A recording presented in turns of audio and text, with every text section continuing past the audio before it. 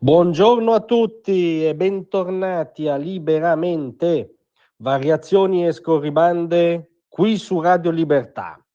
Allora oggi il nostro titolo è Se la Riviera scandalizza più di Hamas. Eh sì, perché dalle grandi istituzioni internazionali giù fino alle ultime centrali periferiche del politicamente corretto, i giornaloni nostrani, è ovviamente tutto un coro di indignazione contro il piano di Trump per Gaza, che tra le altre cose ha annunciato Trump in conferenza stampa di fianco a Netanyahu, sotto il controllo e la ricostruzione americana dovrebbe diventare la riviera del Medio Oriente. Scandalo pazzesco, ovviamente, il tycoon grezzo, l'immobiliarista che non sa di cosa parla e via dicendo. Ora, a parte che proprio non vogliono capire il metodo Trump, e sì che hanno avuto i 4 anni del primo mandato e hanno questi primi scoppiettanti giorni del secondo per capirlo, il metodo della negoziazione al rialzo.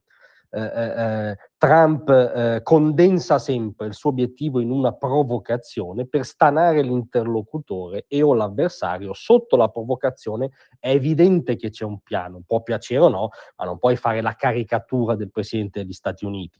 Il piano in questo caso è una chiamata, parte da una constatazione fattuale, e cioè che è difficile oggi non solo pensare ovviamente alla soluzione dei 2 stati, visto che uno è ancora in mano alla banda di tagliagole che ha inscenato il 7 ottobre, ma è difficile anche pensare a un proseguimento dello status quo con la striscia sempre in mano ai suddetti tagliagole. E allora la provocazione è anzitutto una chiamata, da un lato fondamentalmente all'Arabia Saudita, cioè è un ulteriore tassello degli accordi di Abramo ed è un ventilare ai sauditi la possibilità di sovrintendere alla ricostruzione della striscia e farne un polo economico e di sviluppo anche nell'interesse dei palestinesi.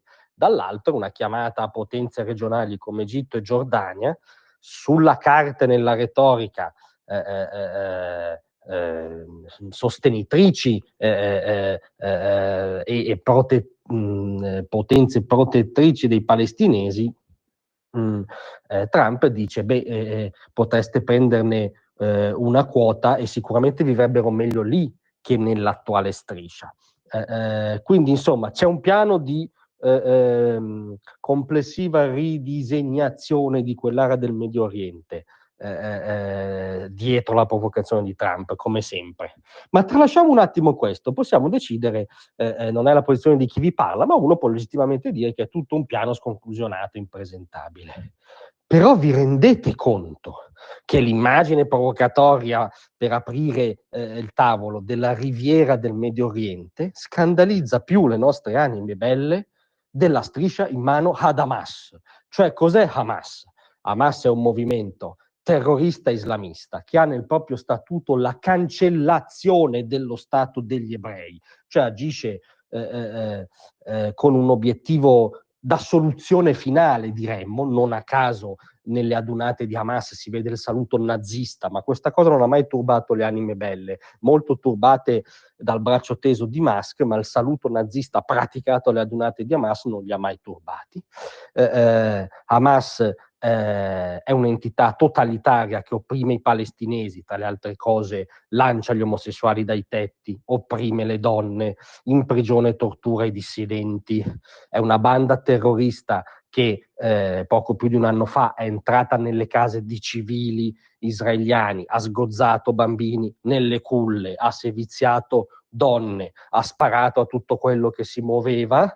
L'attuale situazione è una striscia ancora egemonizzata da Hamas, cioè da questa banda nazi-islamica pluriomicida che ha come obiettivo la cancellazione dello Stato degli ebrei e che agisce finanziata e protetta dall'Iran, il quale Iran teorizza da tempo la sparizione di Israele dalla carta geografica. Una striscia di questo tipo, sotto il controllo di questa gente, una striscia sotto il controllo nazi-islamico, non li scandalizza.